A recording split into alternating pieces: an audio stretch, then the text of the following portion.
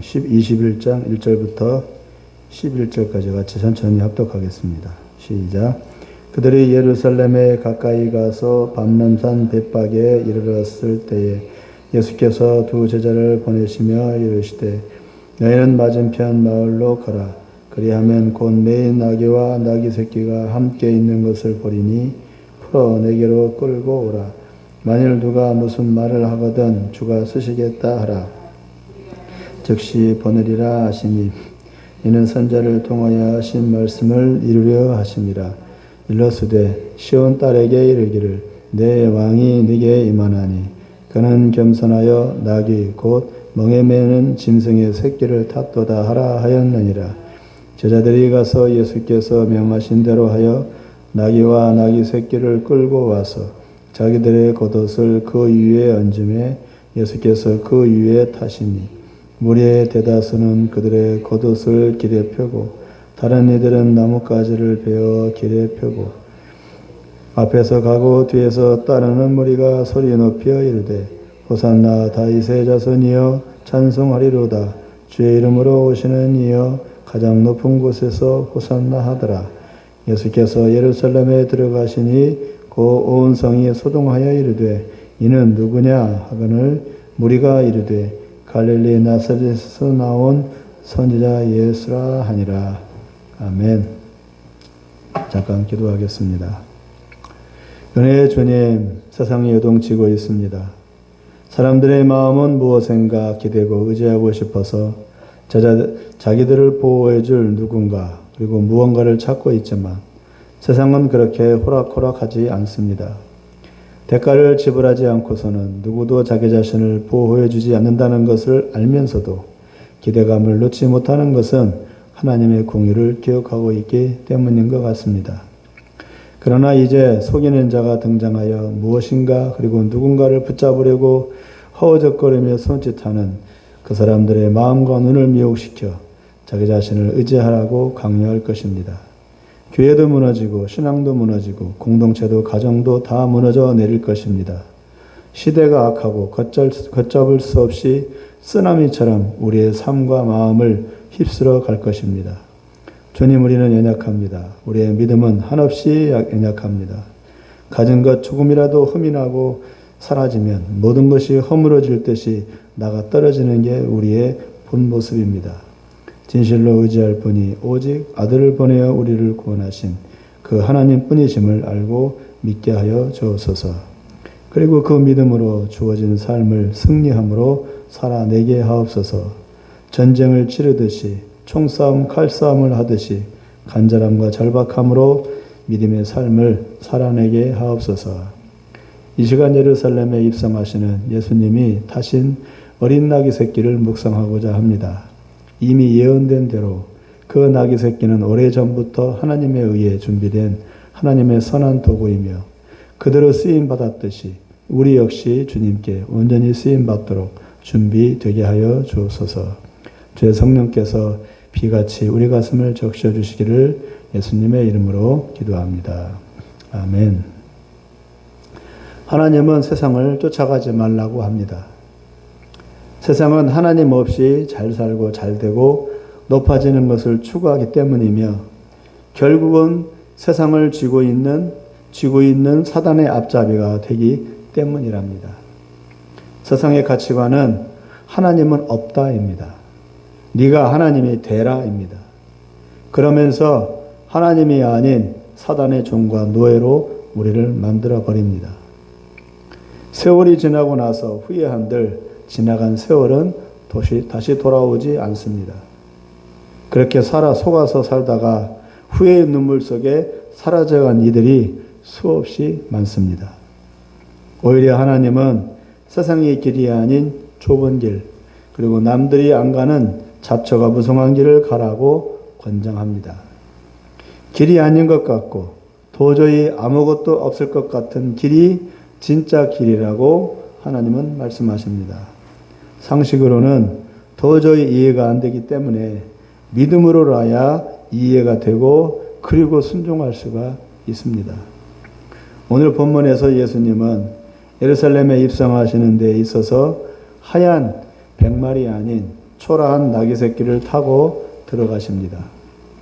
아무도 쳐다보지 않는 보잘것없는 그 새끼 나귀를 타시며 예수님은 마지막 십자가의 영광을 준비하십니다. 이것이 무엇을 의미하는지, 우리는 어떻게 이해하고 또 이것을 받아들여야 하는지를 곰곰이 생각해보는 그런 시간이 되기를 바랍니다.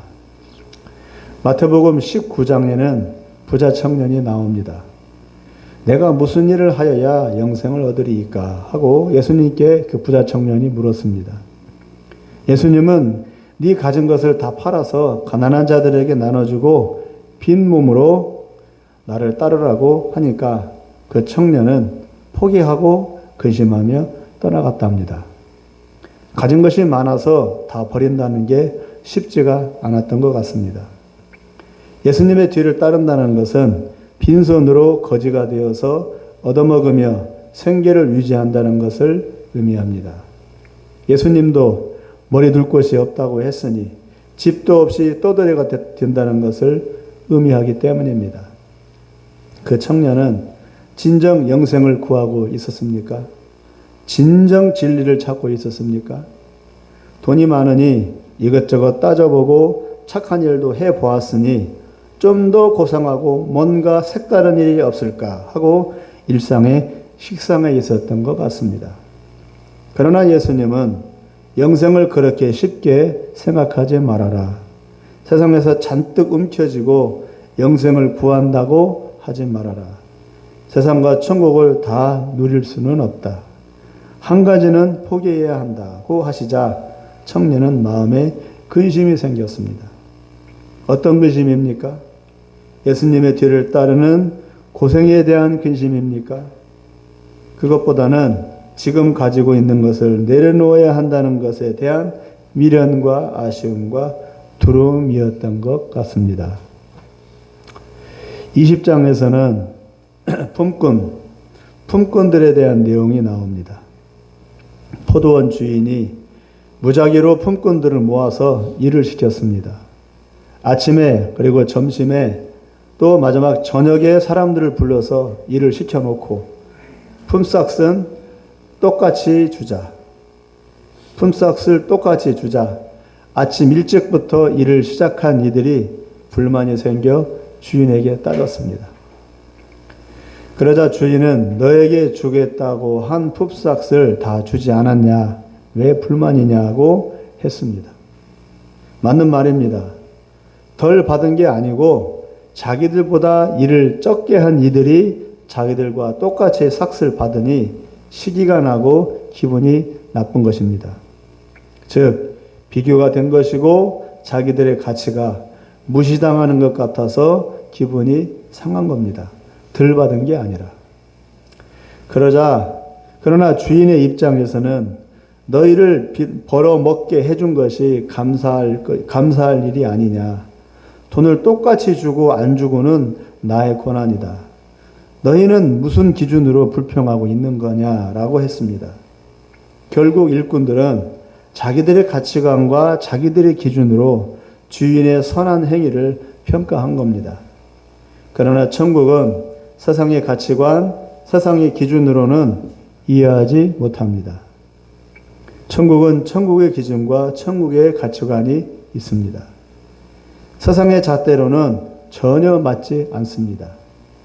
내 기준, 내 가치관, 내 경험을 버리고 주님의 기준에 맞춰야 합니다. 이 생각을 새롭게 해야 합니다. 또한 20장 20절 이하에는 예수님의 제자들의 한 어머니가 예수님께 자기 아들들을 출세시켜 달라고 높은 자리에 앉게 해달라고 예수님께 나와서 부탁하는 내용이 나옵니다. 이렇게 내 아들들이 죽도록 고생하고 희생하면서 당신을 따라다니고 있으니까 이만한 보상은 받아도 되지 않나요? 당신이 왕이 되면 우리 아들들 잊지 말고 높은 자리에 좀 앉게 해주세요 하고 당부하는 내용입니다. 어머니로서는 당연하겠죠. 인간적인 어머니의 당연한 부탁이지만 예수님께는 이 말이 해당되지 않습니다. 제자의 길은 세상에서 높은 자리 얻는 길이 아닙니다. 세상에서 부귀영화 누리는 길이 아니고 아예 다 버리고 시작하는 길이고 나중에서도 전혀 보상받지 못하는 길입니다. 오직 하나님 앞에서 상을 받을 수 있는 길입니다. 그 어머니가 오해한 것이고 아직 천국과 구원과 영생을 모르는 말입니다. 예수 잘 믿어서 복을 받았다고요? 그런 말은 없습니다. 예수 잘 믿어서 더 인생이 꼬일 수 있습니다. 더 힘들어질 수 있습니다. 대신 믿음과 영으로 강건해집니다. 더욱 예수님만을 의지하게 되는 게 복입니다. 세상에서 대가와 보상을 기대하면 실족하게 되고 변질되게 되고 변하게 되고 실망하게 됩니다. 다만 희생과 헌신과 사명과 은혜만 있을 뿐입니다. 그렇게 아주 각오를 단단히 해야 시험 들지 않을 수 있습니다. 그리고 어쩌다 받은 복을 그리고 그것을 누릴 게 아니라 나눌 뿐입니다. 너희가 서로 나누고 서로 위하고 똘똘 뭉쳐서 내가 가는 날까지 험악한 이 세상에서 잘 견디고 이겨내고 있어라 고 당부하시고 예수님은 떠나셨습니다. 아직도 네 것 내 것에 매여서 산다면 믿음의 삶이 아니라 세상의 삶인 것입니다. 민주자본주의 사회가 좋은 사회이기는 하지만 그것이 우리의 궁극적인 목표는 아닙니다. 적당하게 거리를 둬야 하는 것이 민주자본주의 사회입니다. 공산주의보단 낫겠죠. 그러나 민주자본주의가 우리의 진리는 아니라 그겁니다.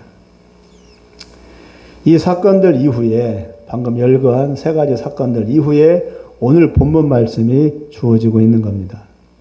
더욱이 예수님은 모든 사역을 마무리하고 있는 이 즈음에 이제 예루살렘에 들어가 마지막 십자가를 지기 직전에 오늘 본문 내용이 나오고 있는 겁니다. 어린 나귀 새끼 사건. 이 사건이 무슨 의미가 있겠습니까? 세상에 빛나고 화려하고 보장된 삶을 다 내려놓고 제자의 삶, 좁은 길의 삶으로 준비하고 있으라입니다. 인터콥에 서울대를 나오고 30년 넘게 드러나지 않으며 선교사로 헌신해온 분이 계십니다. 이제 나이도 60 중반이고 그런데 노후대책도 없고 집도 절도 없고 이제껏 선교사에게만 전심전력형 결과 그는 빈털터리가 되었습니다. 세상적으로는 실패한 인생, 손해본 인생, 낙오한 인생이지만 그러나 하나님은 이런 자를 쓰시고 이런 자를 통해 영광을 받으십니다. 예루살렘으로 입성하기 전에 예수님은 그냥 들어가셔도 되는데 제자들을 시켜서 굳이 어디로 가서 어린 나귀 새끼를 끌고 오라고 하십니다. 안 타는 것만 못하죠. 어린 나귀 새끼. 그냥 발로 걸어 들어가면 되지. 굳이 초라한 어린 나귀 새끼를 끌고 와서 그걸 타고 들어가겠대. 참 그것도 참 얄궂어요. 튼튼한 멋진 순말도 아니고 나귀 새끼, 당나귀 새끼를 그것도 돈 주고 사오라고 하는 것도 아니고 그냥 주인에게 말하고 다짜고짜 그냥 끌고 오랍니다. 도무지 상식이 안 통합니다. 그러나 예수님은 왜 이렇게 하셨느냐? 이미 예언된 말씀을 이루기 위한 것입니다. 21장 5절을 우리 다 같이 한번 읽어보겠습니다. 21장 5절이요. 시작. 시온 딸에게 이르기를 네 왕이 네게 임하나니 그는 겸손하여 낙이 곧 멍에 매는 짐승의 새끼를 탓도다 하라 하였느니라. 이 말씀을 이루기 위해서 예수님은 굳이 어린 낙의 새끼를 끌고 오라고 했습니다. 이 말씀이 언제적 하신 말씀입니까? 선지자 이사야를 통해서 몇백 년 전에 한 말씀이에요. 이 당시 말씀이 아니라 예수님 당시보다 몇백 년 전에 한 내용의 말씀을 이루기 위해서 예수님은 나귀 새끼를 끌고 오라고 굳이 일부러 이렇게 하신 겁니다. 예언되었기 때문에 하나님에 의해서. 이미 이사야서 62장 11절과 스가랴서 9장 9절에 선지자들을 통해 수백 년 전에 이미 예언된 말씀을 그대로 실천한 것일 뿐입니다. 하나님은 이 일을 오래전부터 준비하신 것이고 예수님은 때가 되어서 그것을 이루신 것일 뿐입니다. 이유 없이 어린 닭 새끼를 끌고 오라고 한 것이 아니라, 여기 어린 닭이 새끼는 이런 초라한 모습으로 미리 준비된 것입니다. 오래전부터. 이 어린 닭이는 초라하고 메마르고 볼 거 없습니다. 주인도 쓸 데가 없어서 집 밖에 나무에 메어 놓았습니다. 아무나 주워가라고. 그렇다고 어미가 있으니까 죽일 수도 없고 버릴 수도 없었습니다. 내다 버린 것이나 마찬가지 신세였습니다. 새끼 나귀의 입장으로 들어가 보십시오. 왜 나는 이 모양으로 태어났을까? 좀 더 튼튼하고 활달하고 씩씩하게 태어나 남들처럼 건강하게 자랐으면 얼마나 좋았을까? 왜 나는 이 모양으로 태어나 주인도 돌보지 않는 버림받은 신세가 되었을까? 나는 쓸모없는 존재인가 봐. 나 같은 게 뭔 일을 하겠어? 무슨 짓을 하고 주인을 기쁘게 할 수 있겠어? 괜히 태어나서 우리 엄마만 힘들게 하고 있는 거지. 나는 태어나지 말았어야 해.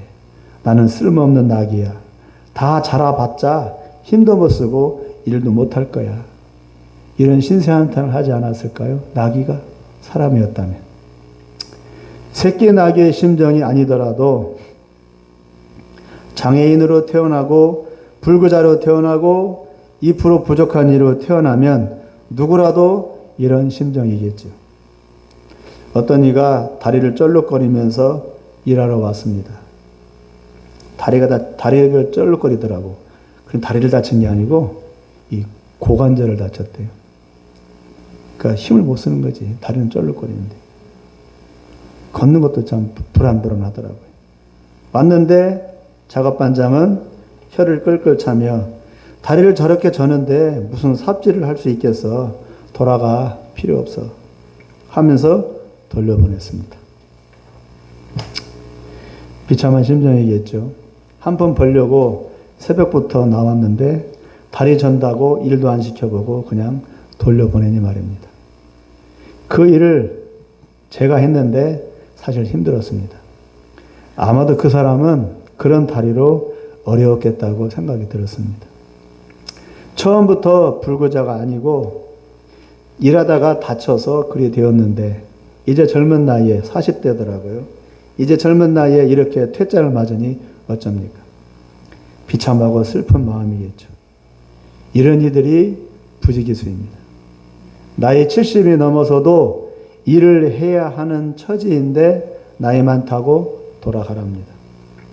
그날은 기분 더럽다고 대낮부터 깡수를 마시고 기분이라도 풀려고 하겠죠. 써주지 않으니 갈 곳이 없을 때의 그 기분을 아십니까? 일을 해도 그만 안 해도 그만 넉넉하니까 연금 타니까. 그런데 그런 사람만 달리 일을 해야만 하는 처지가 되면 그런 사람에게 돌아가라고 하면 절벽에서 떨어뜨려지는 심정입니다. 이 기분으로 하루하루를 살아가는 이들이 이 세상의 부지기수입니다. 이런 어린 나귀 새끼와 같은 처지에 있는 사람들이. 말 못하는 어린 나귀 새끼이지만 마찬가지 심정이었을 겁니다. 그런데 갑자기 자기를 필요로 한답니다. 누군가 와서 꼭 네가 와야 한답니다. 옆에 있는 멋지고 힘센 말이 아니고 시원찮은 네가 필요하답니다. 나를 어찌 알고 내가 어떤 상태인지 알아? 그럼에도 나를 데려가 쓰겠답니다. 버림받고 내쳐진 입장에서 나는 네가 필요해. 네가 와야만 돼 하는 소리를 듣는 그 기분을 아십니까? 세상이 다 내 것인 것 같은 심정이며 죽어가는 내 영혼이 살아나는 기분일 겁니다. 나를 안돼. 나를 안다니. 내가 필요하다니. 나 같은 걸 써준다니. 뛸 듯이 기쁘고 살아났을 것입니다. 7절, 8절을 읽겠습니다. 시작. 나귀와 나귀 새끼를 끌고 와서 자기들의 겉옷을 그 위에 얹음에 예수께서 그 위에 타시니 무리의 대다수는 그들의 겉옷을 길에 펴고 다른 이들은 나뭇가지를 베어 길에 펴고. 예수님이 타시고 모든 이들이 길을 쓸고 환영하며 노래까지 불러줍니다. 이런 기가 막힌 일이 있습니까? 예수님 덕분에 이 초라한 버림받은 나귀 새끼는 영웅이 되었습니다. 이것이 하나님이 하시는 일입니다. 저번에도 말씀을 나눴듯이 창세기 4장에서 의로운 아벨보다 하나님은 살인자 가인을 들어서 하나님의 구원의 메시지를 전해주십니다.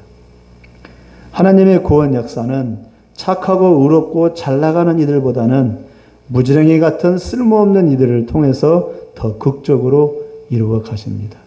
그래야 하나님이 드러나니까. 이것이 하나님이 하시는 방법입니다. 아브라함이 대단하다고요? 미안하지만 아브라함은 아내를 2번이나 팔아먹은 사람입니다. 모세가 대단하다고요? 어려서부터 죽다 살아난 자이고 애국 군인 죽여서 도망친 죄수이고 40년 동안 양만 쳐다보며 살아온 80 먹은 늙은 양치기에 불과합니다. 다윗이 대단하다고요? 남의 여자에 미쳐서 자기 부하까지 술수를 부려서 죽이면서까지 빼앗아온 파렴치한 깡패 같은 자입니다. 하나님은 모자란 이들을 들어서 믿음을 심어주어 그 사람을 쓰십니다. 세상에서 실패하고 낙오한 자들을 하나님은 쓰시고 그리고 그들을 통해 일하시는 그 하나님의 방법을 보여주시며 죄 많은 세상에서 낙오된 이들에게 소망과 기쁨과 만족을 주고자 하십니다. 말씀을 맺겠습니다. 비루 먹은 어린 나귀 새끼를 타고 예루살렘에 입성하신 예수님의 모습을 통해서 무에서 유를 창조하시고 불가능에서 가능성을 창조하시는 하나님의 모습을 볼 수가 있습니다. 그러므로 우리의 눈과 마음이 세상이 아닌 영혼을 바라보아야 하며 지금의 처지에서 믿음으로 소망을 품고 하나님께 기대를 두어야 합니다. 우리에게는 믿음이 있습니다. 그 믿음을 이용하면 되는 겁니다. 그걸 이용해서 우리 처지를 보지 않고 하나님을 바라보면 우리 처지를 벗어날 수 있는 겁니다. 우리의 소망은 행복한 세상과 잘난 나 자신이 아니고 세상을 지으신 하나님께 우리의 소망이 있습니다. 그 하나님은 세상이 가는 길을 따르지 말고 다른 길을 가라고 하십니다. 세상의 가치관을 따르지 말고 은혜의 길, 진리의 길을 따르라고 하십니다. 우리 10절을 읽어보겠습니다. 시작. 예수께서 예루살렘에 들어가시니 온 성이 소동하여 이르되 이는 누구냐 하거늘. 누구야? 이 사람 누구야? 이는 누구냐? 세상이 묻는 말입니다. 예수가 누구냐? 11절 읽겠습니다. 시작. 무리가 이르되 갈릴리 나사렛에서 나온 선지자 예수라 하니라. 사람들은 몰라요. 누구는 알아요? 누구는 알아요? 나귀 새끼는 알아. 자기를 써주시고 무지랭이 같은 자기를 불러주신 그 예수님을 누구는 알아요? 나귀 새끼는 알아. 누구의 대답입니까? 이 11절 말씀이 호산나라고 외치며 너도 나도 기분이 들떠서 예수님을 환영하는 그 무리들의 고백. 뭐라고 말해? 예수님을 선지자래요. 예수님이 선지자예요? 아니에요. 이 무리들은 몰라. 경험을 해보지 않았으니까. 근데 경험을 해본 나귀 새끼는 알아. 자기를 탄 분이 누군지를 알아. 나귀 새끼만 알아요. 예수님을 뭐라고 고백합니까? 무리들은 선지자랍니다. 틀렸습니다. 선지자 역할을 수행하셨지만 예수님은 선지자가 아니라 왕이십니다. 구원자이십니다. 많은 무리들이 책임 없이 믿음 없이 하는 이 고백을 따르면 안 됩니다. 어린 나귀 새끼처럼 쓸모없다고 버려지고 아무도 쳐다보지 않고 얻는 모습일지라도 예수님께 바로 쓰임받고 바르게 고백하는 그런 은혜가 우리에게 필요합니다. 그러므로 예수님을 만난 나귀처럼 우리도 또한 예수님을 만나고 그 예수님 안으로 들어가야 하며 예수님만 바라보고 예수님을 태우고 우리의 인생길을 걸어가야 합니다. 룰루랄라 하면서 나 혼자 가는 것이 아니라 예수님과 동의하는 그런 모습이 필요합니다. 그렇게 될 때 나 자신의 가치가 온전하게 드러날 것입니다. 남들이 알아주건 말건 참고 견디며 무던히 주님만을 잘 따라가고 잘 섬기는 우리의 모습이 되시기를 간절히 기원합니다. 기도하겠습니다. 하나님 아버지, 오늘은 어린 나귀 새끼에 대해서 잠시 살펴보았습니다. 사람이 아니니까, 말을 못하니까 어린 나귀 새끼 심정을 누가 알겠습니까? 그러나 나귀 새끼를 타신, 그리고 불러주신 예수님은 아십니다. 그 관계를 누가 알겠습니까? 사람들, 무리들은 호산나 호산나 외치면서 그들 마음속에는 예수님을 왕이라고 하지 않고 선지자라고 고백을 합니다. 틀렸습니다. 예수님을 잘못 고백하고 있는 것이고, 바리새인들도 아무도 알지 못하는 가운데 어린 나귀 새끼는 예수님을 바로 알고 있습니다. 저분이 나를 불러주셨다. 저분이 나를 쓰신다. 저분이 십자가에 가는 길에 내 등을 타시고 나와 동행하신다. 나를 동행하는 길로 인도하신다. 바로 그분이 왕이시고 바로 나의 왕이시고 나의 구원자이시다라고 말 못하지만 나귀 새끼는 고백하고 있는 것 같습니다. 그것이 우리의 고백이 되기를 바랍니다. 주님은 왕이시고 주님은 나를 구원하신 구원자이시고 나 같은 자를 기억하시고 나 같은 자를 불러주신 나의 하나님이십니다라고 고백하는 우리의 모습이 되게 하여 주옵소서. 예수님의 이름으로 기도합니다.